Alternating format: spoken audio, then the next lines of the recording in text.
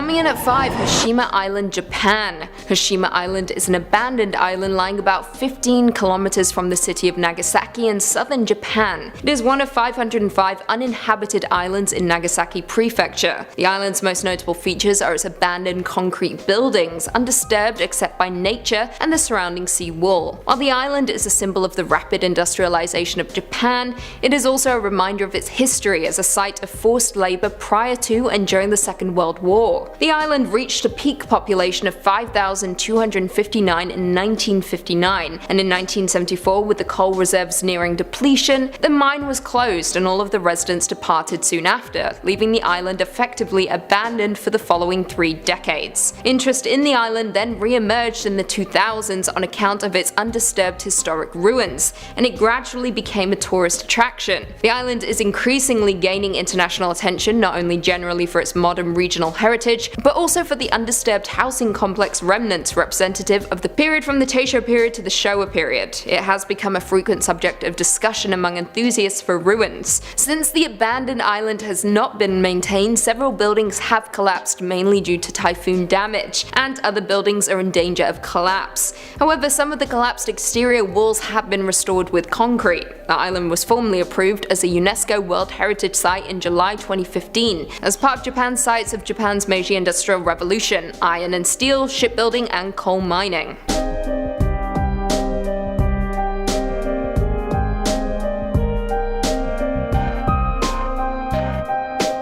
In at 4, Eastern State Penitentiary, Pennsylvania. The Eastern State Penitentiary, also known as ESP, is a former prison in Philadelphia that was operational from 1829 until 1971. The penitentiary refined the revolutionary system of separate incarceration first pioneered at the Walnut Street Jail, which emphasized principles of reform rather than punishment. Notorious criminals such as Al Capone and bank robber Willie Sutton were also held inside its innovative wagon wheel design. Originally, inmates were housed in cells that could only be accessed by entering through a small exercise yard attached to the back of the prison. Only a small portal, just large enough to pass meals, opened onto the cell blocks. The design in turn proved impractical, and in the middle of construction, cells were constructed that allowed prisoners to enter and leave the cell blocks through metal doors that were covered by a heavy wood door to filter out noise. Some believe that the doors were small so prisoners would have a harder time getting out, minimizing an attack on a security guard. Others have explained the small doors forced the prisoners to bow while entering their cells.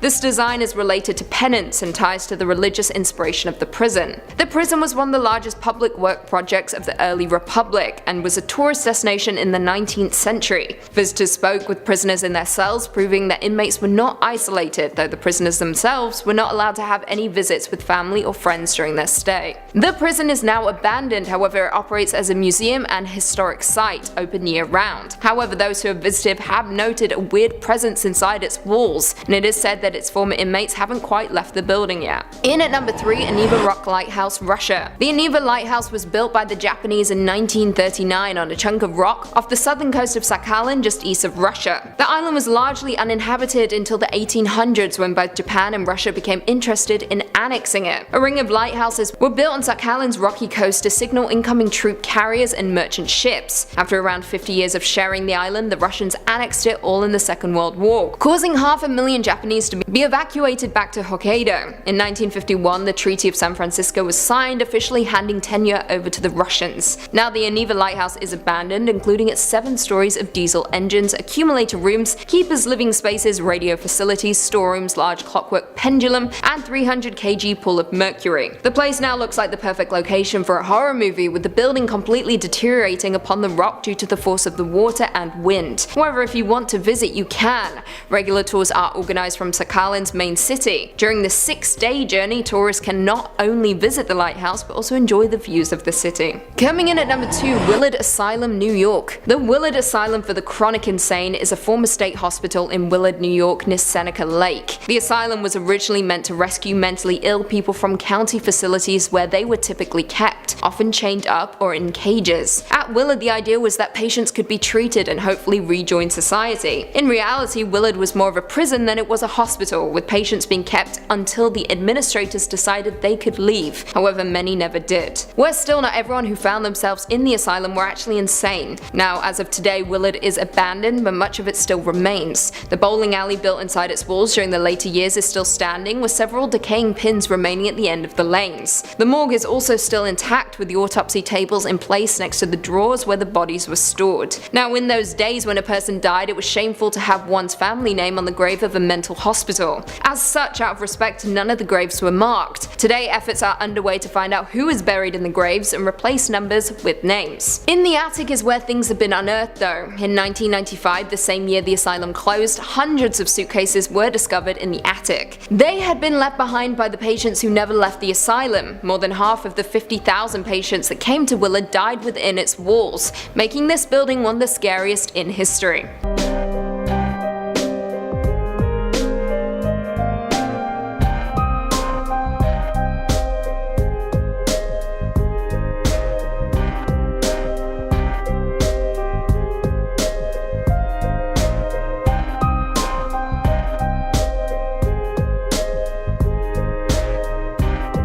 Finally coming in at number 1, Pripyat, the Chernobyl abandoned city. Yes, we're discussing an entire city with this one, not just one specific building, because honestly there are way too many.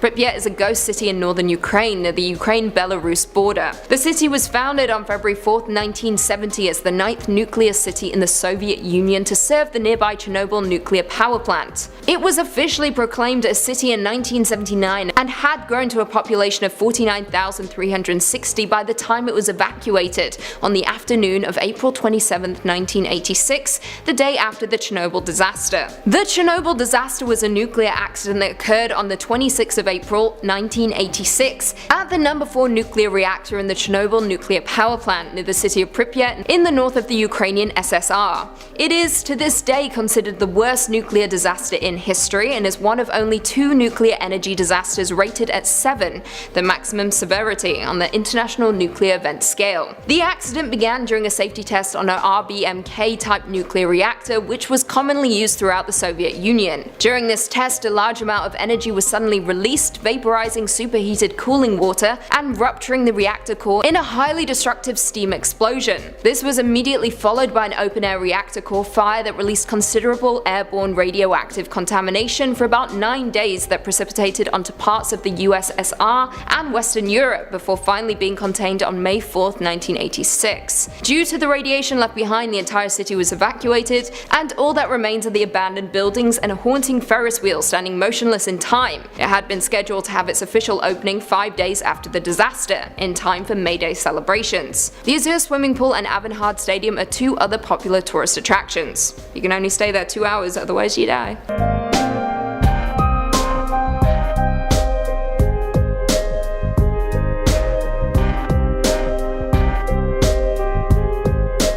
In at number 5 we have St. Elmo, Colorado. St. Elmo, Colorado was a former gold mining camp in Chaffee Country. Today it is one of the best preserved ghost towns in Colorado, as the entire district was placed on the National Register of Historic Places in 1979. The area was originally settled in 1878 and was made official in 1880, when gold and silver began to bring many people to the area. At one point the population reached more than 2,000 people. In 1881 the Denver, South Park and Pacific Railroad came through the area and a station was built in St. Elmo. From here the tracks continued to Romley, Hancock and through the historic Alpine Tunnel. St. Elmo was considered the main source of supplies arriving by train for the area settlers, and eventually several merchandise stores, 5 hotels, a telegraph office, a town hall, 5 restaurants, 2 sawmills, a schoolhouse, a weekly newspaper called The Mountaineer, and numerous saloons and dance halls filled the town. The miners worked at several mines throughout the area that were rich in silver, gold, copper and iron. In 1890 a fire destroyed destroyed the business section and the town was never entirely rebuilt. This was about the same time that St. Elmo's peaked in population with about 2,000 residents. Afterward, many of the mines were depleted and many miners moved out of the area. More mines continued to fail in the ensuing years and the closure of the Alpine Tunnel in 1910. The state of the structures paired with depleting mines led many in the community in search of new, more prosperous mining towns to call home. The railroad continued to run until 1922, and it has been said that the rest of St. Elmo's population rode the last train out of town, never to return.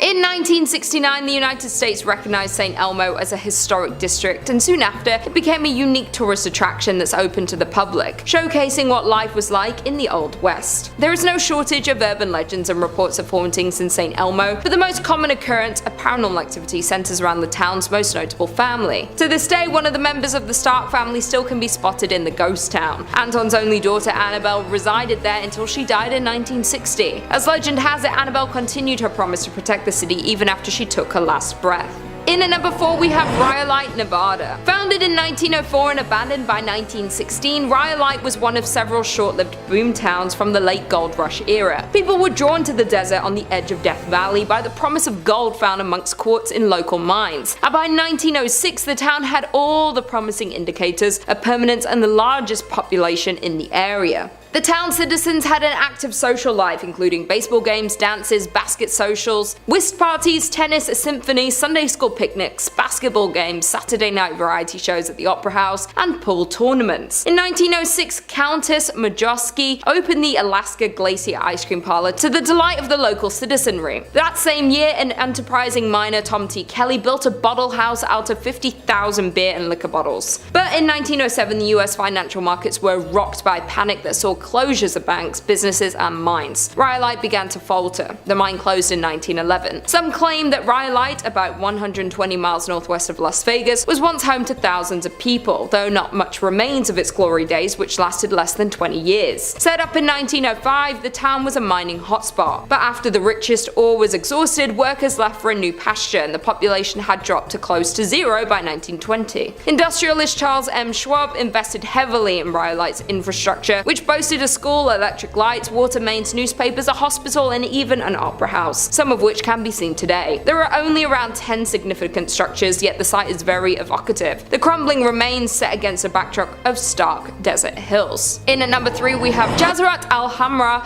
which is best known as the ghost town of the United Arab Emirates, is said to be the country's most haunted place, remaining a number of spooky events experienced by the locals and curious visitors. Jazrat al-Hamra is an abandoned village located to the south of the city of Ras Al Khaimah, one of the 7 emirates that form the UAE. The coastal territory is the region's best example of a pre-oil village, displaying 3 distinct types of early and mid-20th century Gulf architecture. The town of Ras Al Khaimah is the crumbling remains of a once thriving fishing village. The name translates to Red Island for the red and bronze color of the sand on which the town was built. The former tidal island was predominantly home to the Zab tribe, who by 1831 developed the area into a renowned pearling trade center, was home to over 4,000 inhabitants and dozens of fishing and trading ships, and with its good fortune came expansion that continued well into the start of the 20th century. But by 1968, Al-Jazrat al-Hamra became nothing more than an abandoned town, due to a clash between the tribe and Sheikh Saka bin Mohammed of Ras Al Khaimah due to some unclear reasons. Thus, most of them migrated to Abu Dhabi. The village consisted of 334 buildings, including 18 shops and 11 mosques, and is nearly unchanged since its people left in 1968. Al-Jazrat al-Hamra, now filled-in patch of land in the south of Ras Al Khaimah, remained abandoned and untouched. However, rumor has it that this extraordinary quiet and silent village is extremely haunted by the jinns. People even gossip that they can hear the strange noise and disembodied voices near the beach of this ghost village. Many visitors also assert that they felt uneasy, like danger was lurking, waiting for them when they pressed on further into the haunted village. Some of them even claim to have reported seeing unexplainable handprints on the ruined pillars and walls and experienced many more paranormal things within this haunted ghost town. In at number 2 we have Pyramid in Norway. Some say that the Soviet town of Pyramid in Norway was abandoned overnight, and for a good reason. Located in Svalbard, an archipelago situated between Norway and the North Pole, Pyramiden can be reached by boat from about mid-May until the beginning of October, when waters bordering the town are free from sea ice. Established in the 17th century, the town was used as a base for whaling and walrus trapping. Though at the start of the 20th century the culture shifted to coal mining. At first, Pyramiden was a sleepy place with hardly any residents at all, but after World War II the Soviets allocated more money to the town. They constructed dozens of new buildings, including a hospital, a recreation center called the Cultural Palace, and a large cafeteria. In the 1980s, the town's population reached its peak of more than 1,000 people, but not long, due to the wake of the Soviet Union's dissolution, the town would be left completely abandoned. As when the Soviet Union fell apart, mining stopped in Pyramiden, and the miners had to leave. On March 31st, 1998, the last coal was extracted from the mine, and the approximately 300 workers who still lived there began shipping out. The residents never returned, and today the town still stands much as it was when the last men departed. And finally, in at number 1 we have Batstow Village, New Jersey. There are around 28 known ghost towns in New Jersey, but this one has to be the most terrifying. Founded in 1766, the Batstow Village was built primarily to accommodate once prosperous ironworks. At the time, the site possessed 3 valuable resources: water for mills, abundant wood for charcoal, and naturally occurring bog iron. During the Revolutionary War, Batstow supplied the Continental Army with iron, while its remoteness protected it from British attack. In 1784, Batstow was bought by William Richard, whose family owned and operated the ironworks for 92 years. Following the discovery of coal and ore in Pennsylvania, in the 1840s the iron industry began to dwindle in the Batstow village. Nervous they were going to run out of business, the Richards family exploited another abundant local resource, sand, to make glass. But in 1874 a house fire spread and destroyed the glass making facilities, remaining furnaces, and 17 houses that were in the town. Due to the destruction of the glass facilities, the town of Batstow and the Richards family fell into bankruptcy.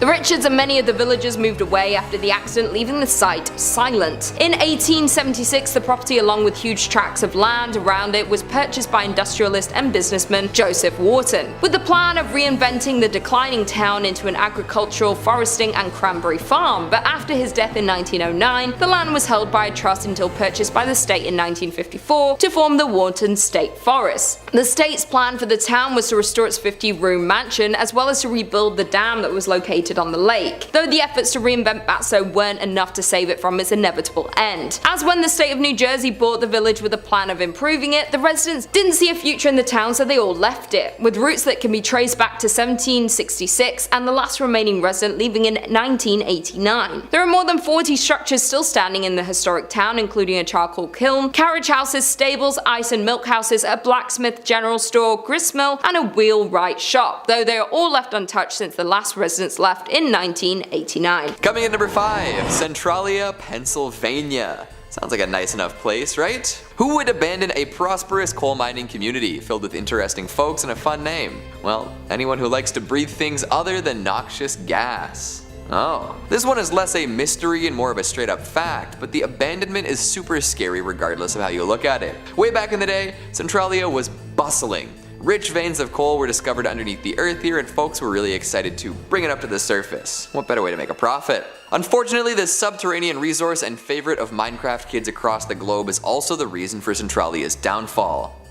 The very same stuff that brought about plenty of business also made the town uninhabitable. Tragic, and maybe a nice little microcosm of the human experience. Apparently a landfill burn spread a little further than folks were expecting and ignited the underground coal. From an abandoned coal mine to the rich veins of black gold underground, this fire spread like, well, wildfire, scorching everything around. 140 acres of town, gone, just like that. A lot of it is still standing, but it's not safe to be around. The underground fires belch all sorts of horrid smoke, and many large sinkholes opened up due to the fire's influence. These days you might sense a presence or two while passing by, but don't worry, they're not ghosts, not yet anyways. Of the few thousand who used to live there, only about a half dozen remain. They refused to abandon their once lovely town, determined to live amidst the smoke and gas, the fire and flames. It doesn't look like the fires are going out anytime soon either. Some estimates see the blaze continuing on for a few hundred years, thanks to the constant supply of fuel underground. Coming in number 4, we've got Deception Island, Antarctica. Another wild and wonderful name. If I could choose to name the place I lived in anything, Deception would definitely be on the list. That's the kind of town that famous folk albums get named after, a place of legend for miles around. A place of rest, perhaps, or place of mystery. Deception is often thought of as a negative thing. Nobody likes being lied to, but if it's done well enough, deception can achieve plenty of things. But I'm getting off topic. We should be discussing the actual abandoned place, full of mystery, full of danger. Deception Island was a long-used whaling station back in the day. Norwegian folks would post up there for long stretches of time, enjoying the island's safe natural harbor. Eventually it became known for its research potential, attracting all sorts of folks from Britain and Chile. Now, I know what you're all thinking. A research base out in the middle of deep freeze nowhere. Well, there's gotta be some sort of lunatic alien there, morphing into different shapes and eating everyone for breakfast, lunch, and dinner. And my mind went to the same place. But even after all of this, the island was also used as a British base during World War II, so maybe less deadly aliens after all, because the soldiers would have run into something like that. Although this island is also home to the largest cemetery in Antarctica, so chew on that for however long you need to. These days, the area is protected as a heritage site, so all of the abandoned, decrepit shacks, huts, and buildings are still there to be seen. Who knows what secrets and spirits lurk within, perishing due to Cold War or something more supernatural. Oh, and one last thing about this location. Even though it's as cold as ice and difficult for any living being to survive out here, there is something else that makes it even more dangerous. There are occasional volcanic eruptions on the island. Pardon me? So yeah, you'd best stay far, far away from this long abandoned haven. Even haven seems like a bit of a misnomer, don't you think? Coming in number 3, we've got Glen Rio, New Mexico / Texas. Or should I say New Texaco? Maybe that's a little cheesy for your liking, but I'll say it anyway. This border town was once a hotspot for tourists, motorists, evangelists, and top 5 lists. Still is, considering that last one. However, like so many spots built along old school highways, this town relied heavily on those just passing through. So when a much bigger, faster, safer highway opened up far away from Glen Rio's limits, the whole place saw some terrible downswing. Gas stations, eateries, general stores, and mechanics all found that there wasn't much to do if the highway traffic wasn't coming through.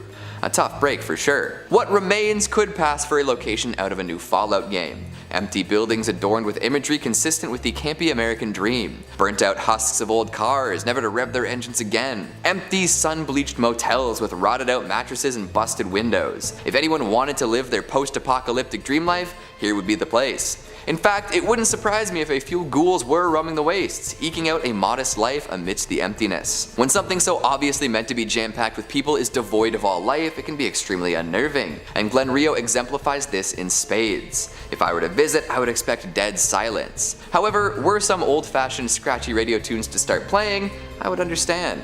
That's just the ghosts of those who believed in the town trying to boogie after hours. Coming in number 2, we've got Oficina Chacabuco in Chile. A lot of ghost towns are left abandoned, with the occasional explorer stumbling through to see what life was all about.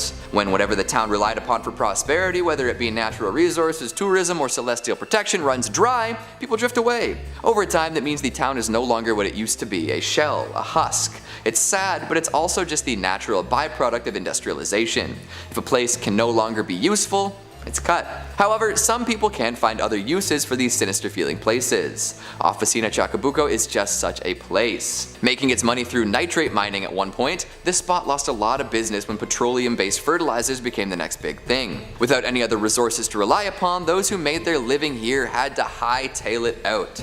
This left the remote town empty for a number of years. However, during General Pinochet's bloody rule in the 70s, this place was used for something else entirely. Political prisoners would be forcefully brought here and left to fend for themselves in the ghost town. They couldn't escape either, as the regime set up a wicked barrier of barbed wire and landmines. I'm sure more than one individual tried their best to escape, only to end up on the receiving end of some of these implements of death. So whether the town is haunted by the souls of those who lost their livelihood or by those who fought against a dictatorship, it's an extra ghastly ghost town indeed. Coming in at number 1, Pripyat, Ukraine. The ghost town to end all ghost towns. Absolutely full of eerie images, from old propaganda to abandoned, weather-worn dolls. There isn't a creepier experience than sifting through the legendary waste left behind after the Chernobyl nuclear meltdown. After this power plant melted down, introducing the surrounding area to more radiation than 100 times that produced by the bomb dropped on Hiroshima, hundreds of thousands of people had to be evacuated, and fast.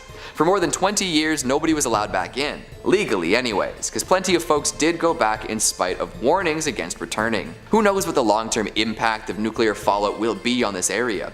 Generations of wildlife, flora and fauna will be impacted, and the area will be uninhabitable for some time. However, these days the radiation levels are low enough that people can visit the town and take in the ominous vibes. See the abandoned schoolhouses, stroll through homes that were left largely as is since the day of the disaster, witness the destruction caused by the meltdown. The reason behind Pripyat's abandonment aren't that mysterious, but the circumstances surrounding the disaster, the follow-up, and how things are meant to operate now are. Number 5 on this list is Atlantis Marine Park. We are headed all the way down under for this one because Atlantis Marine Park is actually in Australia. AustralianNews.com writes, Atlantis Marine Park was initially a huge success with families from WA and beyond flocking to the park to watch the live dolphin shows, swim in the pools, ride pedal boats, and have their obligatory photo with King Neptune, a huge statue at the entrance to the park. However, in 1990, just 9 years after opening, Atlantis shut its doors. Western Australia's boom never eventuated, and the 1987 stock market crash put a halt to prosperity. Atlantis closed due to financial difficulty and was left abandoned. It has since been damaged by vandals and has become overgrown and derelict. Old statues can still be found scattered throughout the grounds, as well as broken walls and concrete pools. For years, it was no man's land, popular with dog walkers. However, just last month, the iconic King Neptune was restored to his former glory after a petition by locals who started an online campaign for something to be done with the ruins. Well, I'm glad to see that Neptune is looking fresh again, but I don't know how long he'll stay that way. Apparently, this place, when the sun goes down, is home to some evil creatures. Four-legged mutant things with glowing red eyes that hiss and are nothing that we know of from this world. Now, this could be a bunch of baloney, but that's what some people have reported seeing when they've explored this place at night. Probably safe to go during the daytime, just make sure you set an alarm for 6 p.m. to get out of there if you do go. Number 4 on this list is Crinkly Bottom Theme Park. This one, to my understanding, has been demolished, but it still deserves a spot on this list because of how creepy it was when it was around. Mr. Blobby was a TV caricature in the early 1990s. He was featured on one of Britain's most successful late-night Saturday television shows and was this big pink blob creature with a bow tie on. This was a comedy television show, and this blob thing didn't lack any of that. He would often engage in annoying antics with celebrity guests and become a bit of a British television phenomenon. Well, Mr. Blobby was successful enough that he of course needed toys, merchandise, and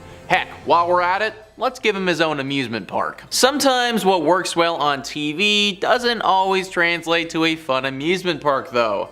Crinkly Bottom was what they called it, and it opened up in 1994. This annoying sidekick's popularity didn't last forever though, and this amusement park's life was very short-lived. The place shut down in 1996 because it simply was not making enough money. Then it faded away into obscurity and everybody forgot about this interesting little business venture. That was until 2009 though, when some urban explorers stumbled upon it again. The once bright and beautiful blobby land looked like something straight out of a horror film. It was worn and gross and just reeked of evil. Animals had taken up residence there, and based on how the place looked, it wouldn't have been surprising if some sketchy characters once did business there too. You can't visit it now because it's demolished, but you really shouldn't have been going when it was around anyways. Number 3 on this list is Boblo Island. I had to include Boblo Island on this list to give a bit of a shout out to Ontario, where your boy grew up. Boblo Island was wildly successful for a time and operated for nearly a century. As with a lot of places on this list though, it couldn't seem to power through the 90s and had to shut down. Reader's Digest says, picture an 1898 Victorian amusement park, music from an organ grinder, women's skirts swishing around the dance hall, children's laughter echoing from various newfangled rides. That's what this theme park on Boys Blank Island, nicknamed Boblo, near Detroit on the Canadian side of the Detroit River, was to residents alike. Its doors were shut nearly 100 years later in 1993, and the area is now close to the public. But you can boat or kayak by the remains, listening for the ghostly sounds of long past visitors. While you can't stay here overnight, you can rent these 8 haunted places on Airbnb. Being on an island really adds to the creepiness for me, I think. Like this place, from all the pictures I could find, it really looks totally detached from all other society. Basically meaning that whatever happens here, you are totally by yourself. Like there is a new set of rules for this island. There have been stories that something lurks here, a spirit or something dark. Be very careful if you ever go to Boblo Island. Number 2 on this list is Pripyat Amusement Park. Pripyat is a town that we've talked a lot about on this channel already. In fact, it was recently featured in a video where we looked at the top 5 mysterious towns that are completely abandoned. Pripyat is a ghost town in northern Ukraine near the Ukrainian and Belarus border. It was named after the nearby river Pripyat and was founded in 1970. Right in the town is a small amusement park that once looked quite fun and had plans to grow into a big Ukrainian park that people might flock to. Those dreams were never realized though, and now it sits in complete and utter disarray. Those dreams were never realized because of the horrible accident that occurred in 1986. You see, the town of Pripyat was basically established to serve the Chernobyl nuclear power plant. When it was first built, it was a closed town basically only for the workers of this place, but it grew and grew as time went on, and at its height had a population of just under 50,000 people. I don't need to go into too much detail about the accident as a whole, because I imagine that you guys are all pretty aware. But basically, this was the worst accident of this nature in human history, and for all our sakes, we need to hope that it never happens again. The radiation damage was absolutely massive, and right after it happened, the entire town of Pripyat had to be evacuated. That, of course, has left the amusement park, right in the middle of this town, completely abandoned as well. Not a lot of people have gone to this town or park since this incident occurred. For a long time, it wasn't safe to set foot within a set radius of the blast. Those who have been brave or foolish enough to set foot into this town and explore the amusement park have reported some strange and scary findings. Rumor has it that some sort of entity lives there. Something dark and evil calling this abandoned place home. A nasty and sinister entity that doesn't like to be disturbed. There have been talks of this being some type of shadow creature or potentially a beast like a werewolf of sorts. Either way, the people who visit this place feel an overwhelming sense of dread when they're there. They also feel as if they're unwelcome, like they entered somebody's home who doesn't want them there. There are multiple reasons why this amusement park is abandoned, so I'd stay away if I was you. And finally, number 1 on this list is Six Flags. Now, I don't mean Six Flags as a chain or anything like that. There's 23 different Six Flags in the United States, and not all of them are haunted. One in particular, though, is currently out of commission, abandoned, and definitely a spot you shouldn't go to. All the Rooms writes, this Six Flags fell out of business following serious damage from Hurricane Katrina in 2005. The park opened in 2000 and was only operating for a few years before suffering significantly during the hurricane, which displaced 20,000 people and killed nearly 2,000 people. The park closed after Hurricane Katrina, and there wasn't enough funding for repair, so it fell into further decay over the last few years. To this day, there's still an eerie sign at the entrance to the park that says closed for the storm. It's an apocalyptic site which has been taken advantage of by Hollywood and used for films such as Jurassic World and Dawn of Planet of the Apes. These filmmakers are way braver than I would be, because I would not want to be setting foot on those grounds. The people who have been here all seem to think that something paranormal is going on. Phantom noises echoing throughout the park and other random bodiless sounds are heard all the time. Similarly to a lot of the other things on this list, there is a massive overhanging feeling of dread. The air is thick with it, and you can almost taste the discomfort. No one has reported being attacked here, but it seems like that's only a matter of time if people keep going. The mayor of New Orleans is currently looking at demolishing this park, which, in my opinion,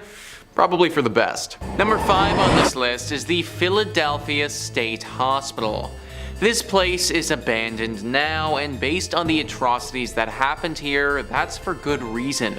All That's Interesting says, in the early 20th century, abuse against patients in these mental asylums was rampant, but few places were as violent as the Philadelphia State Hospital at Byberry, where multiple homicides were later uncovered. The facility opened in 1903 as a working farm for the mentally ill, and patients from other overcrowded mental health hospitals were sent there to heal.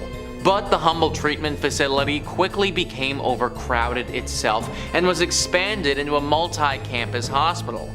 In 1919, 2 orderlies confessed to strangling a patient until his eyes popped out and then blamed their actions on PTSD from World War I. Despite their confession, the 2 orderlies were kept on staff and even given a pay raise. And this violence continued for years. In 1989, a groundskeeper stumbled upon the corpses of at least 2 other patients. Violence between patients was just as common. At least one staffer reported witnessing a patient stabbing another patient with a sharpened spoon in 1944. Unethical medical practices were also reportedly carried out in the now abandoned asylum. The pharmaceutical company Smith, Kline, and French owned a lab at the hospital where they allegedly conducted questionable testing on patients, likely without their consent. They had people working here who literally murdered one of the patients, and instead of doing anything about it, they just gave them a raise. These were different times back then, folks, and this asylum saw all the bad parts of this era. This murder happened all the way back in 1919, and this hospital kept running like this all the way until 1990. 1990 isn't that long ago, guys. We are only a few decades removed from this horrible institution operating. And the crazy part about all of this is that a place like this is meant to help people. What a joke that ended up being. Number 4 on this list is the Beechworth Asylum. This asylum has definitely been talked about on this channel before in relation to haunted asylums.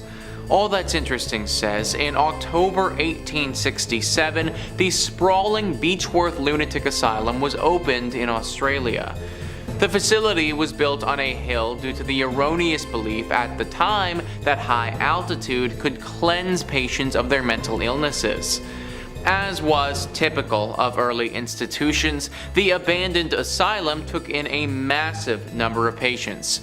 At its peak, it housed about 1,200 patients and employed 700 staff members. Also, like most facilities of the 19th century, the treatments at Beechworth were notoriously violent. Doctors subjected patients to straitjackets and shackles. Electroshock treatments were common practice there, so much so that they were reportedly mass shock sessions where nearly the entire patient population was shocked simultaneously.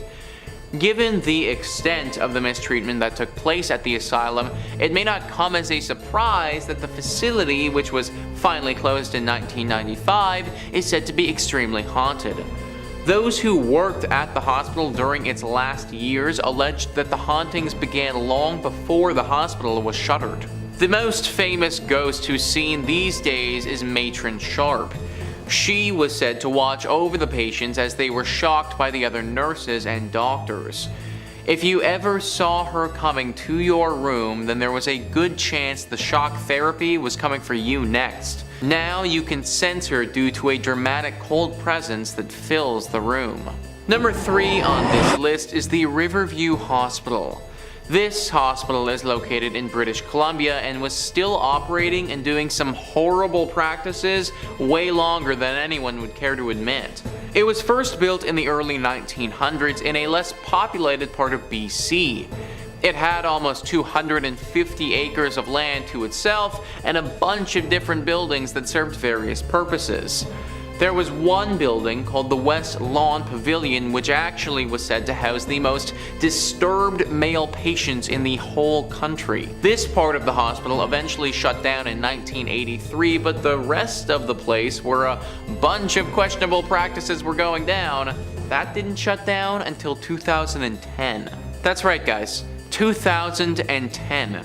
Literally only 12 years ago, this place was still operating. Reports revealed that the hospital still employed electroshock therapy in the 21st century and allegedly illegally sterilized a number of patients. In 2005, 9 women received settlements totaling $450,000 following a joint lawsuit filed against the facility over the alleged sterilizations.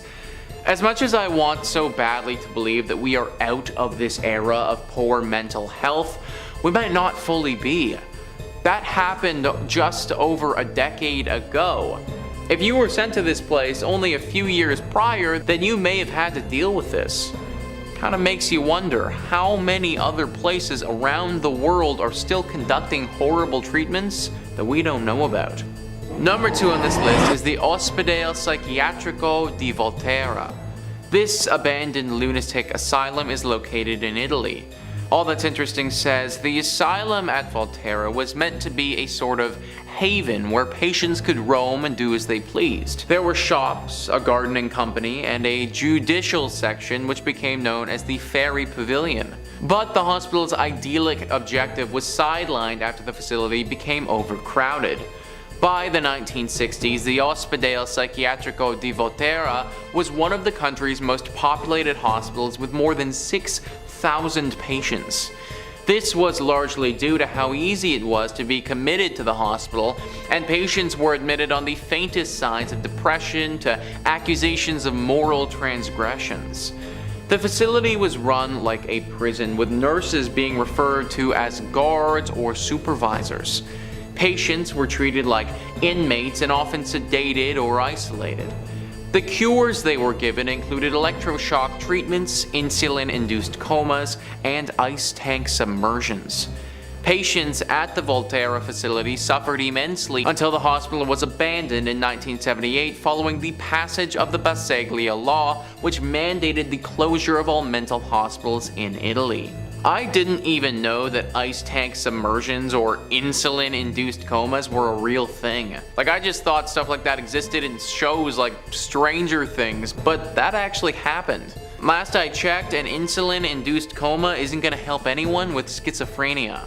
Number 1 on this list is the Willard Asylum. Once again, guys, we have an asylum who initially wanted to help people but ended up doing the exact opposite. All That's Interesting says Willard was a state-of-the-art facility that featured a gymnasium, arts and craft classes, a movie theater, and even a bowling alley. It was meant to be a place where people living with mental illnesses could either devote themselves to their recovery or live in a safe and active environment. One of the hospital's main missions was to treat patients with the goal of preparing them to rejoin society. Despite this ideal, the hospital fell victim to the incomplete ideas and harsh treatments of its day. Patients were still subjected to electroshock therapy and ice baths, and some patients were kept at the asylum until their deaths. Many were buried under unmarked tombstones that still dot the abandoned asylum's grounds. The hospital was finally shut down in 1995. Perhaps most tragic about the asylum's history, however, was the discovery of hundreds of suitcases that were found cataloged in the hospital's attic upon its closure. These were the belongings of patients who died in the hospital and were unclaimed by next of kin. The staff was apparently unable to throw these mementos away. Hundreds of suitcases, guys. Not 1 or 2 or 10, hundreds. That's hundreds of people who died here and were put in unmarked graves. Hundreds of people who died here and whose families either didn't care enough about them to go claim their belongings or were never informed that they died. I'm so happy that times have changed and the stigma around mental health and its treatment is lifting. 100 years ago, the last thing you would have wanted is to have someone try and help you with whatever it is that you're dealing with.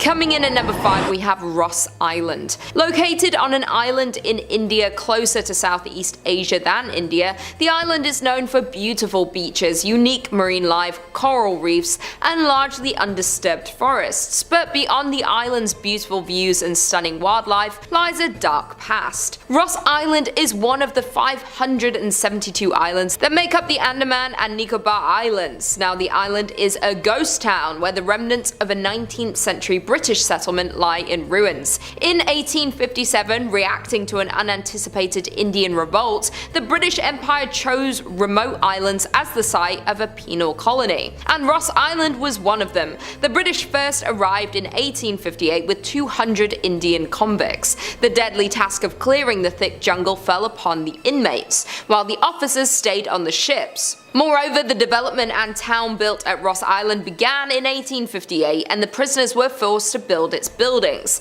The island was transformed to resemble a British town, with houses, offices, clubhouses, bakeries, stores, churches, and everything else that the British would not miss when they were away from home. The British ruled Ross Island for more than 80 years, up until nature was against the development. In 1941, a gigantic earthquake affected the island and left the town on the island completely ruined. The British thought rebuilding the town would not be worth it and overnight left the island in complete ruins. Abandoned in the 1940s, the island is now being reclaimed by nature. Homes, a massive church, ballrooms, and even a graveyard all are in varying stages of decomposition, being taken over by an unyielding forest. In at number 4 we have Tulingua, Texas. Near the Mexican border, you'll find the town of Tulingua, Texas. In the 1800s, it was discovered that the area in which Tulingua was built was plentiful in cinnabar, a red mercury sulfide, from which mercury can be extracted. This caused an influx of miners to the area, but it wasn't until Jack Dawson's discovery and production of the area's first mercury in 1888 that it drew a population of 2,000,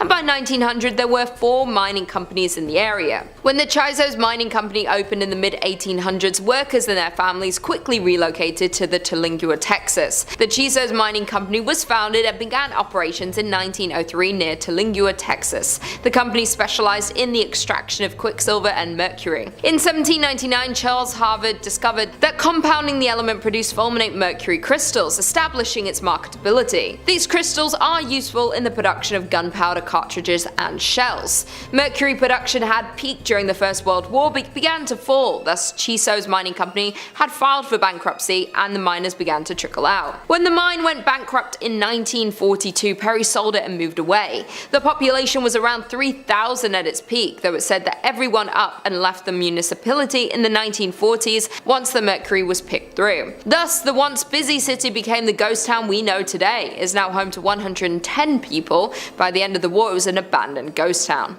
In at number 3 we have Kennecott, Alaska. A once flourishing town with businesses, shops, a train, and a lively community is now left as a ghost town. The town of Kennecott in Alaska was flooded with people after copper was discovered in 1900. After the discovery, a group of wealthy investors formed the Kennecott Copper Corporation to mine the mountains above the Kennecott and Root glaciers. In the 27 years the mine was in full operation, the company and town grew significantly in fortune and people, and at its peak Kennecott employed 600 people. But by 1938 the copper was mostly gone, the mine was shut down and the town was left abandoned. The town was abruptly abandoned by its citizens, leaving most of their possessions behind. Since the middle of the 1950s the place had been completely deserted, with the railroad discontinued service that same year. Reports of ghosts along the abandoned tracks of the Kennecott train have been claimed for decades, while other visitors report having seen old tombstones along the route of the tracks, though the gravestones then vanish by the time the visitors make their return trip. Others have reported hearing disembodied voices and phantom children laughing. Reportedly, a 1990s construction project were halted after workers were scared away by the creepy sounds and unexplainable events. In at number 2 we have Exuna-Tunich, Belize. I hope that's how you say it. Deep in the jungle of Belize lies an ancient ruins of an abandoned town that has been left to crumble. The town has been left abandoned for over 1,000 years, though before the abandonment of this large and populated town, Exuna-Tunich was a thriving metropolis. The first construction at the site dates back to sometime in 200 AD, with the growth of the town continuing until its final days of functioning as a city. The town grew to consist of many temples and palaces, including its largest and most recognizable, known as El Castillo. Exuna-Tunich has lied abandoned since around 1000 AD. It is thought that due to consistent devastating events such as an earthquake and other natural disasters, caused a sudden evacuation of the large Mayan city around 700 AD. The disaster caused extensive damage to the main pyramid of Exuna-Tunich. Although the city was reoccupied sometime after, it only remained active for another 300 years before it was left completely unoccupied. After abandonment, the site remained empty, eventually being encapsulated by the surrounding jungle and nature, until it was rediscovered by explorers in the early 1890s. The name Exuna-Tunich comes from the ghost stories that have haunted the ghost town for years. The ghost story of Exuna-Tunich is rumored to start in 1893, after the first sighting of the ghost happened. The first ghost sighting goes as one morning a man who was part of a research team working on the site saw what he described as a Mayan maiden ascending the staircase of the Exuna-Tunich's main pyramid. This vision caught him by surprise, so he continued to watch as the woman walked further up the stairs. Suddenly she stopped and turned to look at the man, where he was able to get a glimpse of her glowing red eyes that pierced his soul. She then turned to continue her climb to the top of the pyramid, where she would disappear amongst its stone columns. The shocked man quickly assembled a team to search for this woman, yet no trace of her was ever found. Since this sighting, countless more visitors have reported to also spot the ghostly maiden who haunts Exuna-Tunich. language. She is always described to be ascending El Castillo's stairs. To this day, the sightings and reports from visitors continue. The ghost frequency is what gives Exuna Tunich its name, which translates to the Stone Lady in the Mayan language. Some believe that this Mayan maiden have formerly lived within the city many years ago. Others believe that she was a human sacrifice, trapped to relive her last moments of ascending to the top of the pyramid where her ritual would have been conducted. Then there are a few who believe her to be some sort of ancient godly spirit linked to the site and the Mayan culture. And finally, in at number 1 we have Calico, California. The ghost town of Calico can be found in California, midway between Barstow and Yermo. The beginning of the town started in 1875 and was built under the impression that there were prospects for silver in the Calico Mountains. But in the spring of 1883, many of the local miners left Calico when borax was discovered 3 miles east at Borate. Though Calico again boomed in 1884 as additional silver discoveries were made. Gaining a population of some 2,500, the town supported 24 saloons and gambling dives that never closed, as well as more establishments such as the church, public school, dance school, and a literary society, along with dozens of retail businesses. By the late 1800s, Calico was bustling with prospectors searching for their fortunes, and the Calico mining district became one of the richest in the state. Calico's final decline began when the price of silver fell in the 1890s, but the break production kept it alive, even through the panic of 1906. They tried to hold on, and borax for a time substituted for the shiny metal that had been Calico's fortune. Calico kept churning out valuable minerals until it finally exhausted its supply in the 1920s. Calico was soon abandoned and left to gradually decay in the desert sun until little remained, but in 1951 it was purchased by the Walter Knott, an ex-miner, and rebuilt as a modern ghost town. He restored the town to mostly how it was, in certain cases rebuilding some of the old structures as they were back in the 1880s. Considered one of the top haunted locations in California, Calico has its fair share of ghost stories, when one of the most active and known ghosts of the abandoned town is Lucy Lane. Lucy is often seen in a black lace dress walking back and forth between her home and store. Others have allegedly seen phantom school teachers and other residents who have been known to grab visitors' legs or pinch their ankles. Some visitors have also reported seeing a floating red light inside the buildings, while other visitors have reported extreme cold spots throughout the mine and an eerie feeling in various places of the town. Coming in at number 5, we've got the Ground Church Tower. Take one look at this ominous tower poking out of the water and tell me it's not cursed, or filled with treasure, and the treasure's cursed. Sure, it's a church, and churches are places of peace and light, but this one has a tragic story behind it. It was once a lovely place of worship located in South Tyrol, Italy. Folks would come and participate in some pretty average church activities. However, in the 50s, major change was on the horizon. The town needed a new source of energy. In the end, they decided that building an artificial lake would be the way to go. They filled a wide expanse with water and ended up flooding the church. I suppose it was cheaper just to leave some of the buildings as they were instead of demolishing them first. The result is stunning and a little bit ominous. These days, you can see the bell tower peeking out from the top of the water. The rest of the church is down below, wallowing in the murky depths. It sort of feels like a water level in a video game with plenty to explore and frustration abound. I mean, imagine descending into the depths and wading through the many waterlogged chambers hidden below. There could be anything waiting down there. Spirits of wildlife that may have been caught up in the artificial lake. The long-lingering ghosts of old churchgoers doomed to float about. It's fascinating and fear-inducing. Coming in at number 4, we've got the Sorrento Abandoned Mill, another Italian cursed building. If you ever visit Naples, you can take a day and head off the beaten path. A canyon nearby is known as the Valley of the Mills and houses all sorts of awesome structures. Ages and ages ago, a flour mill was built. For years it operated, providing flour to the surrounding regions. In fact, it apparently managed to do so for hundreds of years. And if you're at all familiar with the operation of mills before standard safety practices were introduced, you know they were death traps. So for hundreds of years, folks toiled away, grinding out flour and occasionally some workers. Uh-oh. Now, these deaths didn't mean that the mill had to close, it was seen as an occupational hazard of sorts. But then, in the late 19th century, it became isolated from the sea. Tasso Square was built, and this caused the mill to become less practical. Humidity rose in the area, and the mill was forced to shut down. Years later, the building was ultimately closed for good. So we've got a historic mill in a valley closed due to societal progress. Sounds like a recipe for ghosts or a curse to me. If you look at it these days, you'll agree. The mill has been totally overtaken by nature. Greenery has consumed the ancient structure, giving it a foreboding and abandoned look. Moss and lichens cover pretty much every square inch of the walls, essentially daring anyone to come and explore. But be careful if you do, it's hard to tell what might be hidden among the foliage. Maybe a mill worker's ghost missing some essential limbs, or a foreman who lost everything when the grindstones stopped grinding. I hope it was worth it. Progress. Coming in at number 3, we've got the New Bedford Orpheum. Abandoned theaters are cursed as a rule. Like, name one abandoned theater that doesn't have a ghost or urban legend attached. Oh wait. They're magnets for drama, it's in their nature. And this Massachusetts-based art house has a flair for the dramatic like no other. Get this, it opened on the same day that the Titanic went down. Talk about a hot start. It operated for a few decades, showing movies and hosting cultural events. The Orpheum was a staple of local culture at the time. However, in 1958, it closed its doors. Not for good, mind you. It would still open on occasion for extra special events and was even used by a tobacco company as storage for a little while. But these days, the Orpheum is still and silent.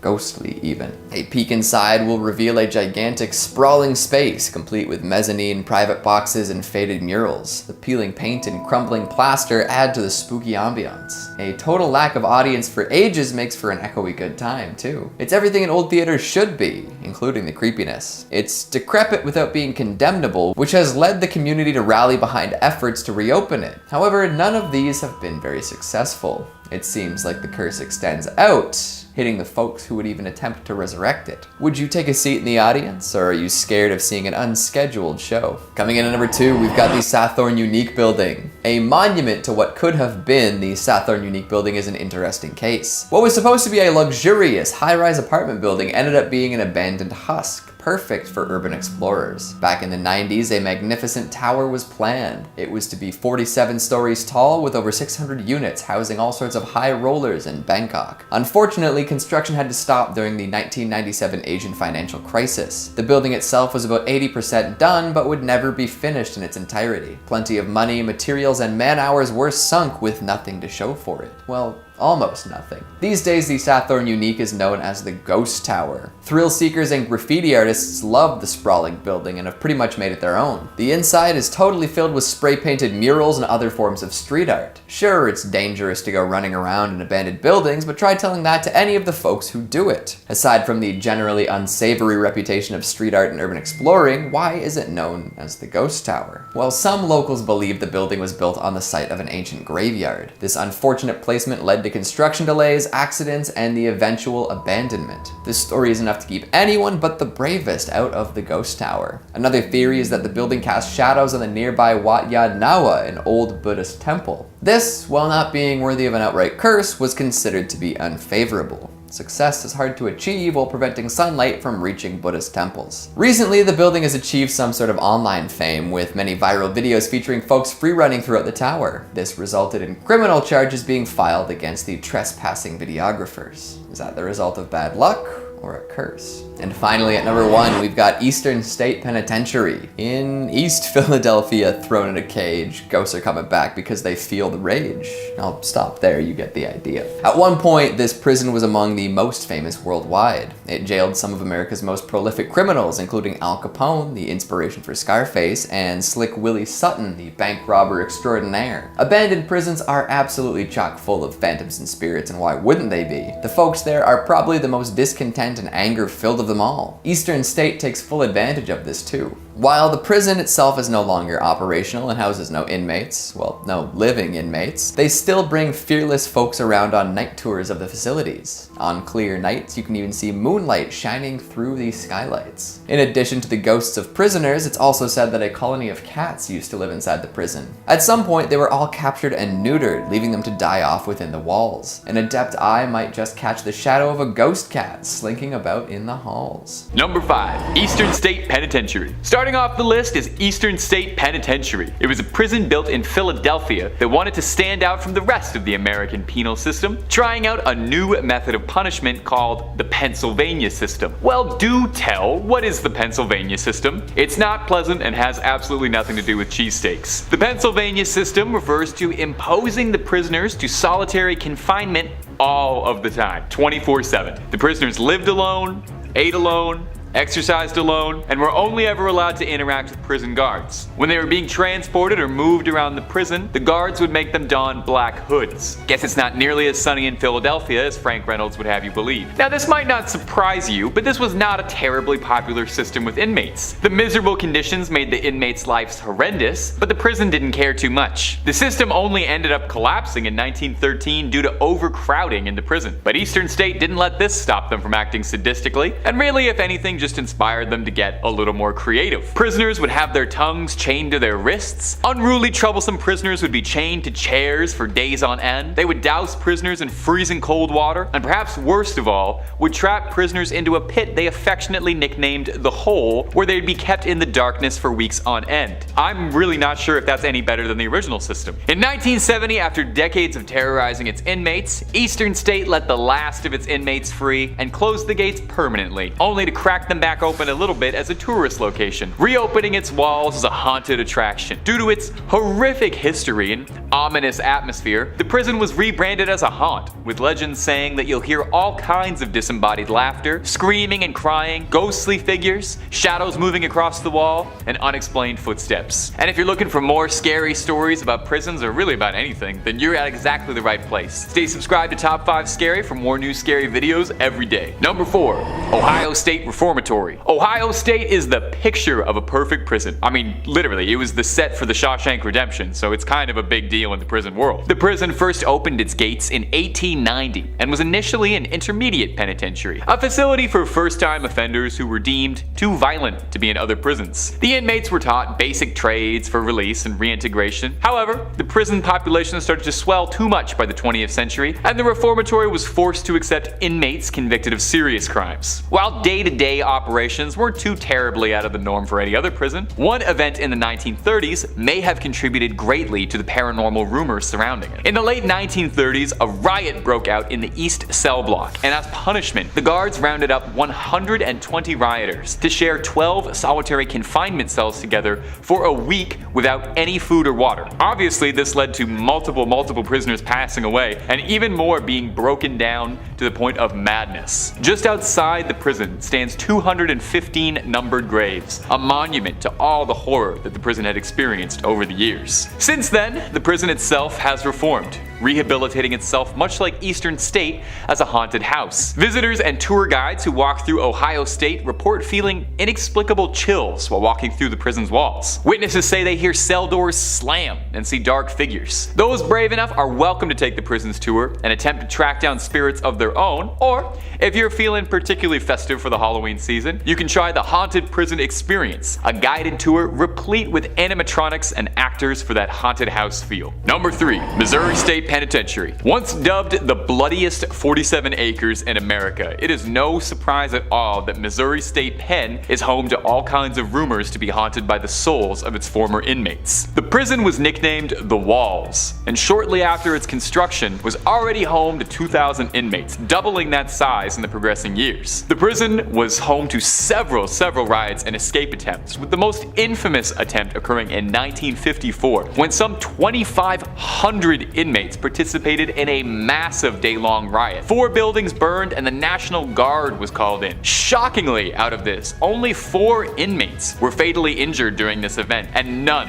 managed to escape, lending to the prison's hard reputation. Now, the prison has always been reported to be haunted, even during its operation, with both guards and inmates during its service claiming to see spectral apparitions. Most of the ghost stories come out of the prison's oldest building, the A building, home to some of the crueler punishments, including an underground room called the Dungeon, a dank, hostile basement with a low ceiling forcing prisoners into a subservient position where the only light that could be observed was a slit through the door. Modern visitors to the dungeon complain of the disgusting odor of bodies that's pungent, and they feel like they're being watched. Disembodied voices have even been picked up by EVP monitors while wandering through the dungeon. In the control room, visitors report occasionally seeing a spirit called Fast Jack, a medical practitioner from the prison's operating days, who can be seen appearing as a ghastly figure holding a clipboard and a white lab coat, frantically scurrying around the control room trying to carry out some duty from when he was alive, slamming lockers and opening doors. Several ghost hunting groups over the years have investigated the Missouri State Pen, including legendary ghost hunting hero Zach Baggins and and the Ghost Adventures crew finding mysterious voices and what looked like shadow people wandering the halls. Although the bloodiest 47 acres in America might have dried up and the walls are now open to the public, for the inmates who are still impounded there, it's as terrifying as ever. Number 2.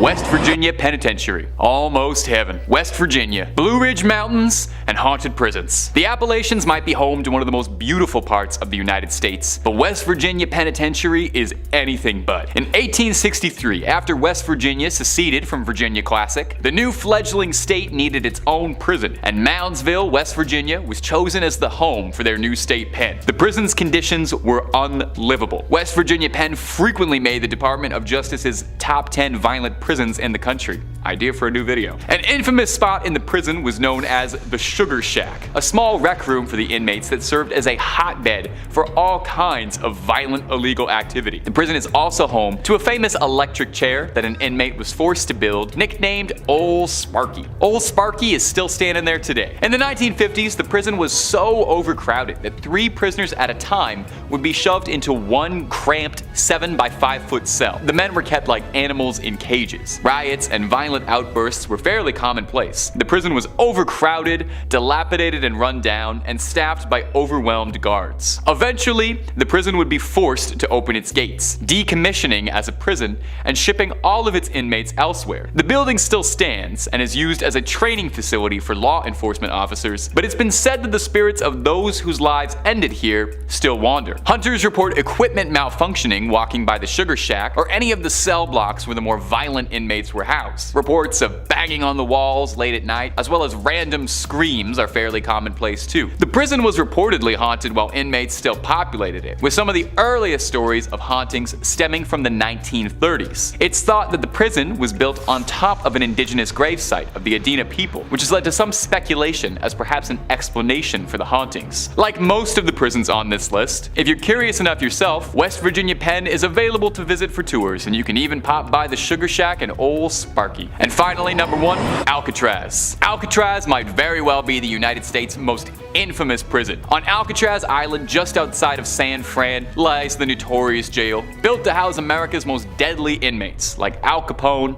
Arthur Barker, or George Kelly. It was home to a legendary breakout that was made into a film, Escape from Alcatraz, and also set the stage for Michael Bay's action classic The Rock, which was about breaking into Alcatraz. The prison was built to drain the hope out of inmates, to break the spirits of the most rebellious inmates, and was legendary for its awful conditions. Tiny cramped cells, indifferent guards, and frequent bouts of violence and riots were all commonplace. It was once referred to as the Great Garbage Can of San Francisco, where every other federal prison dumped their worst apples. So it's no surprise, given its brutal conditions, that the island is home to several spirits and hauntings from souls that just can't move on. Most ghost investigators report that the hottest spot for paranormal activity in the building is cell 14D, a cell that was also nicknamed the Hole. Gotta wonder if they borrowed that from Eastern State. It was where the most unruly prisoners would be kept when they were being difficult. It's been said that even walking by 14D, you'll immediately feel something's wrong, as if a dark presence or energy is in the room with you. An inmate once spent his last days in 14D, screaming that he was being hunted by an otherworldly creature. Visitors report hearing crying and moaning while walking through cell blocks A, B, and C, where most of the population would have been kept. It's said that a ghost named the Butcher walks through these halls after an inmate named Butcher Malkowitz, a mob hitman, was whacked by another inmate. Now, if this isn't enough haunting for you, some dark tourists also report hearing discordant, disembodied banjo strumming, thought to be a holdover from the spirit of Al Capone, who used to play his banjo in the prison band. Although the prison was decommissioned in 1963, it reopened shortly after, now as a museum and a haunted tour popular with Bay Area locals and visitors curious about learning about one of America's darkest prisons and perhaps its most haunted. Visit if you dare, but just make sure you're able to leave. In 5th place, we have Isla de las Muñecas, Mexico. Decided to kick off today by being an overachiever. This is an entire abandoned island. The island of the dolls in Mexico is like something straight out of a horror movie, but my kind of horror movie. Located on Texuelo Lake, it is home to hundreds of hanging, slowly decaying dolls, thanks to a man named Don Julian Santana. Over 50 years ago, Don Santana left his wife and child and moved onto an island on Texuelo Lake in the Exocamilicos canals. According to him, a young girl actually drowned in the lake in the 1950s, and Don Julian Santana devoted his life to honoring this lost soul by collecting and hanging up dolls by the hundreds. Eventually, he transformed the entire island into a doll-infested wonderland. land. Now, he began collecting lost dolls from the canals and the trash near his island home. He's also said to have traded produce he grew to locals for more dolls. Don didn't really clean up the dolls or attempt to fix them, but he rather put them up with missing eyes and limbs, covered in dirt, and generally in whatever ramshackle state he found them in. Even when dolls arrived in good shape, the wind and weather turned them into cracked and distorted versions of themselves. Don also kept his cabin filled with the dolls, which he dressed in headdresses, sunglasses, and other various accessories. Despite the fact that most people found the island frightening, Don saw the dolls as beautiful protectors, and he welcomed visitors, whom he would, show around, charging a small fee for taking photos. In 2001, Don Santana was found drowned in the same area in which he believed that small child had passed away. According to legend, the dolls in the island are haunted by the spirits of the dead girl, and perhaps even by Don himself. Okay, who wants to go on a road trip with me? Anyone? Oh, thanks. In fourth place, we have Pripyat, Ukraine. So Pripyat is an abandoned city in northern Ukraine located near the border with Belarus. Named after the nearby river of the same name, it was founded on February 4th of 1970 as the 9th Atomgrad, which was a type of closed town in the Soviet Union to serve the nearby Chernobyl nuclear power plant, which was located in the adjacent ghost city of Chernobyl. So Pripyat was officially proclaimed a city in 1979 and had grown to a population of around 49,000 by the time it was evacuated on the afternoon of April 27th of 1986, one day after the Chernobyl disaster, making it younger as a city at that time than I am now. Although it was located within the administrative district of Ivankiv Rayon, the abandoned municipality now has a status of City of Regional Significance within the larger Kyiv Oblast and is administered directly from the capital of Kyiv. Pripyat is also supervised by the State Emergency Service of Ukraine, which manages activities for the entire Chernobyl exclusion zone. So following the 1986 Chernobyl nuclear disaster, the entire population of Pripyat was moved to the purpose-built city of Slavutich. At the time of the evacuation, the average age of residents was about 26 years old, and the city housed 13,414 apartments in 160 apartment blocks, with 18 halls of residence accommodating up to,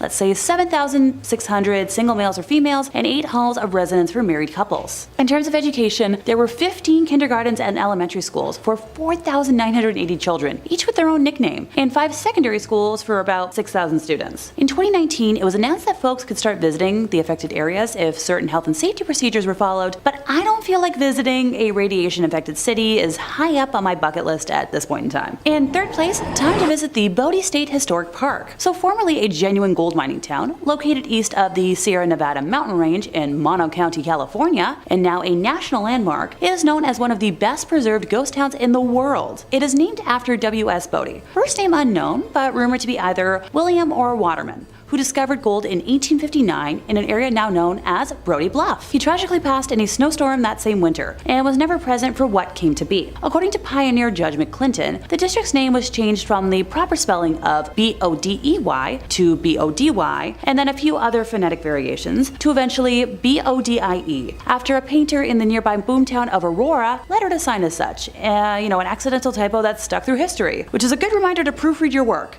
I don't do it enough. While the output from the mine is largely insignificant in terms of mining history, the violence and early endings to lives tell a different story. And a particularly harsh winter between 1878 and 79 claimed hundreds of lives, with many others perishing from falling timbers and explosions underground. So Bodie as a town grew to have a reputation for violence and lawlessness, and unlike other mining camps at the time, killings were daily events. Robberies, stage holdups, and fights happened at such a frequency that no complete record could be kept. Reverend F.M. Warrington would describe the area in 1881 as a sea of sin, lashed by the tempests of lust and passion. The first of 4 mysterious fires tore through the business district in 1892, the next destroying the town mill in 1912, and another destroying the same mill again in 1898. The last of the unknown fires demolished most of what was left of the now ghost town in 1932, taking many lives way too soon in the process. So when the last producing mine shut down after 1945, very few people were left living in what was left of the town, and all eventually met untimely ends. One man shot his wife unprompted, and 3 other men from the town took it upon themselves to take his life for that act. So according to historians, the ghost of that man would visit the 3 men after his passing, shaking his fist and appearing as if he was cursing them out. Those men soon died of mysterious diseases and illnesses. Visitors to the area have reported meeting spirits that leave them feeling suffocated, seeing doors open and close on their own, and rocking chairs that may or may not have a menacing older lady staring them down, or even the empty chair rocking on its own. Though Bodie might be a bit of a tourist destination nowadays, but if you remove anything from the land, like I'm talking like a pebble, you'll be cursed with remorse and tragedy. The park keeps a logbook of all letters and items returned to them, with each thief writing an apology note to Bodie for what was taken. The curse is upheld by the ghosts of residents past who guard against thieves and protect the town's treasures. Okay, so kleptos, steer clear or be cursed. In second place, we have the island of Poveglia. Yep, another entire abandoned island. This one's a little creepier though. So the island is located in the lagoon near Venice and is famous for being one of the most haunted places in Italy. Tourists and locals alike are banned from the island, which was used for centuries as a place to exile the sick to prevent the spread of disease and contain the mentally ill in an asylum built in the late 1800s. Yes, I'll backtrack and elaborate. So in 1348, the bubonic plague arrived in Venice and Poveglia, like many other small islands at the time, and it became a quarantine colony. The plague on average killed like 1 out of 3 Europeans, by the way. So fearing the unbridled spread of the disease, Venice exiled many of its symptom-bearing citizens there. So at the island center, the dead and those too sick to protest were burned on giant pyres. So this included the tens of thousands of Venice citizens just dying on the mainland. Those fires would burn once more in 1630 when the Black Death again swept through the city. The small island was used as a mass burial ground, and ashes from human remains make up as much as 50% of the island's soil. Cripes, I hope it's a good fertilizer. The deaths of nearly 160,000 people on the island have given it its nickname, the Island of Ghosts. A doctor at the asylum was known to have experimented on patients with crude lobotomies and jumped from the bell tower in the late 1930s after claiming he had been driven mad by ghosts. Decades later, nearby residents claimed to still hear the bell, although it was removed many years earlier. A report titled Haunted History states that some restoration work had started in recent history but abruptly stopped without explanation. Okay, maybe this is one spot on today's list that I might not want to visit.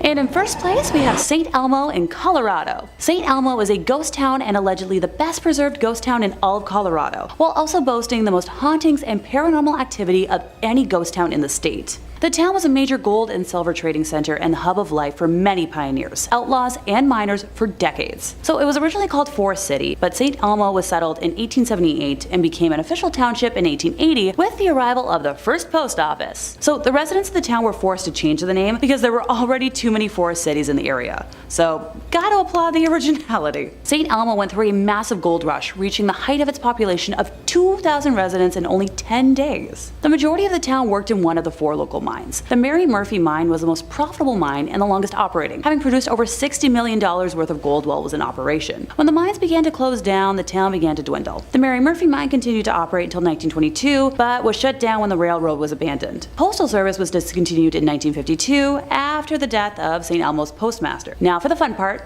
ghost stories. I saved the best for last for a reason. The most famous ghost of St. Elmo is Annabelle Dirty Annie Stark, not to be confused with the beloved Annabelle doll. This Annabelle is the descendant of Anton and Anna Stark, who arrived in St. Elmo with the Pacific Railroad in 1881. Anton was a section boss in the mines, while Anna ran the Home Comfort Hotel located on Poplar Street and the general store. Oh, and both structures are still standing today. Anna Stark was known as a cruel and harsh woman who never allowed her 3 children, Roy, Tony, and Annabelle, out in the town to mingle or work alongside what she deemed the simple town folk. Annabelle grew up attractive and passionate for the town, and her love of St. Elmo was fierce. After the death of her mother, Annabelle and Tony inherited the hotel, and the once impeccably clean establishment fell to shambles. So along with the decline of the town, Annabelle began to lose her grasp on reality. The town soon called her Dirty Annie because she would emerge in filthy clothing and her hair was in a tangled mess all the time. Finally, free of the harsh rule of her mother, most people assumed this was her quiet rebellion. Residents remember her strolling the main street with her firearm loaded and hung over one shoulder, ready to protect the town from anyone who dared to threaten it. Since her death, it is told she can still be found roaming the streets. Only a short while after Annabelle had passed away, the hotel was left to a family friend whose grandchildren were playing inside the hotel, when suddenly all of the doors slammed shut and the temperature dropped 20 degrees. The children cried and screamed, and finally the room returned to the outside temperature, and the door slowly swung open. Oh, that's not the only ghost story.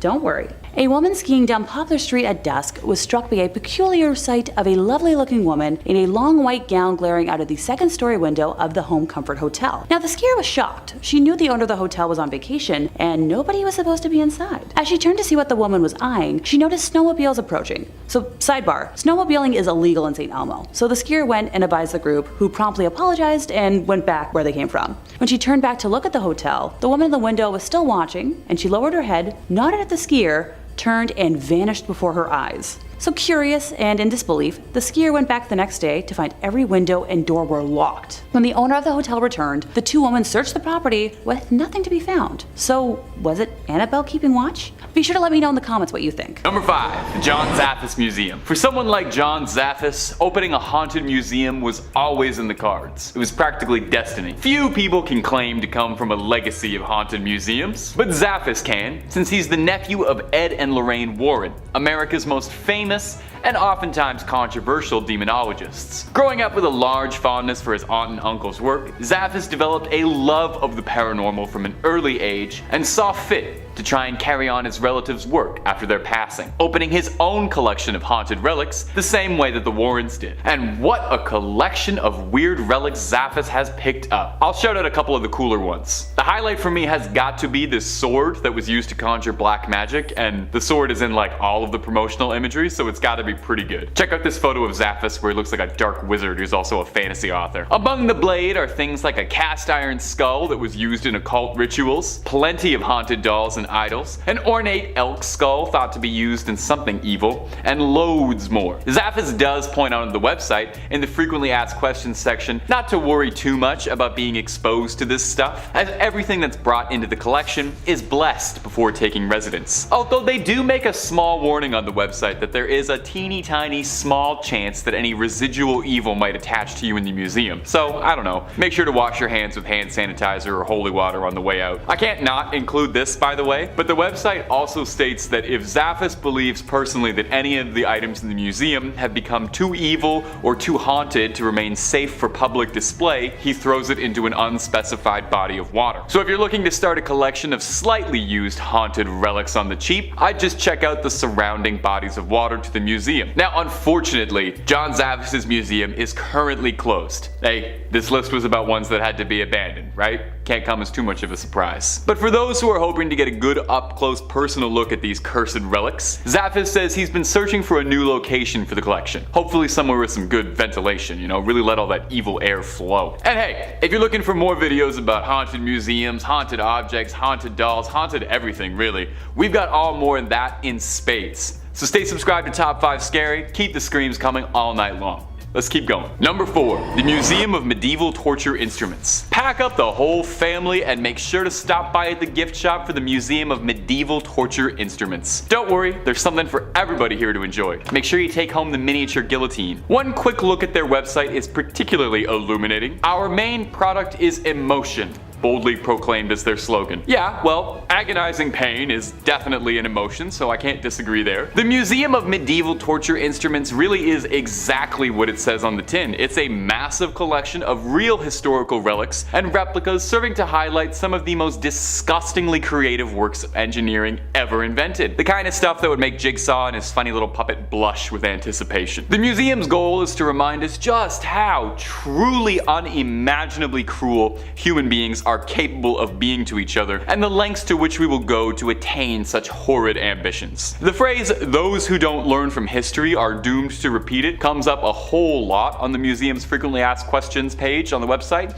which is good. So come, learn a bit from such classics like the Rack or the Brazen Bull, so you don't accidentally end up repeating those. I don't think I can even possibly describe what either of those horrifying things do without getting this channel permanently flagged. So if you're curious, maybe take the worst Google trip of your life, or go up and visit the Museum of Medieval Torture Instruments. They've got locations all over the states for your pleasure, and there's even one in Europe, but I'm pretty sure that's a different one. The one I'm talking about right now is the American one. The one in Chicago even offers a ghost hunting tour, as some guests believe there are residual spirits tied to some of the more grisly equipment kept in the dungeons. Guests are invited to spend the night on their own accord, or with the safety of a tour guide, to try and uncover any of the spirits that are said to be still living there, including an old executioner named Thomas, who loves his work so much he just never left. Sheesh.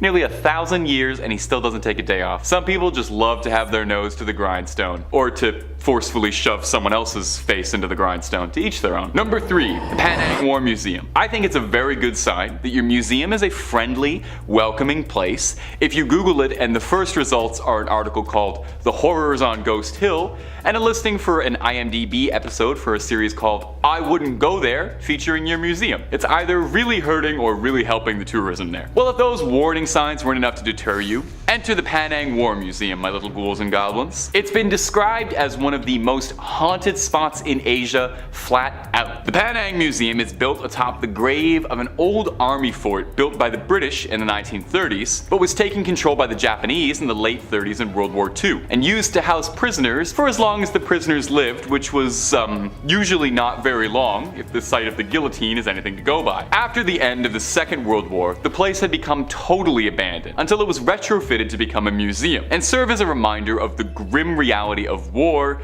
and its costs. The whole place kind of has this eerie, abandoned ghost town vibe as you walk through tunnels and old bunkers, serving to try and replicate what it would be like to actually work and spend time in a place like this while it was functioning. Given the very grim nature of the content and the site itself, which was home to so much bloodshed, death, hatred, and all the worst parts of our souls, it's no surprise that the museum has an infamous reputation as a spot for paranormal activity. Guests have reported seeing strange sightings, unusual shadows, and feeling chills as they walk through the bunkers. But all of this begs the question, would ghosts even be scarier than the actual truth of this place? Now, I've never been, but from what I was looking at and gathering for this, it seems to me like the true horror of the Penang Museum is that it's a reflection of some of the worst parts of the human experience. A reminder of what happens during wartime and what people do to one another. This place doesn't need stories of spirits. It's haunted enough as is by the memories that will forever be tied to it. Number 2, the Mutter Museum. Mutter is the German word for mother. That's your fact for today, so you can tell your Mutter that you learned something from this video. Well, this isn't a museum for moms or about moms, although they're more than welcome to come. The Mutter Museum in Philadelphia isn't quite like the other museums on this list. It's not particularly known for being paranormal or haunted, but rather it's a collection of medical oddities and curios all arranged behind cabinets in a very clean, professional manner. It's not known for vengeful spirits or anything walking the halls, but rather just home to an incredible amount of very creepy things in jars. Every picture of the place looks like something out of a mad scientist's lab, a background of a B horror movie set, that one weird place from that one Harry Potter movie, maybe I'm remembering that wrong. Amputated limbs float in jars next to organs, fetuses from all sorts of animals you can imagine, and more bones than you could possibly shake a femur at. They got skulls of all kinds. They got skulls for days.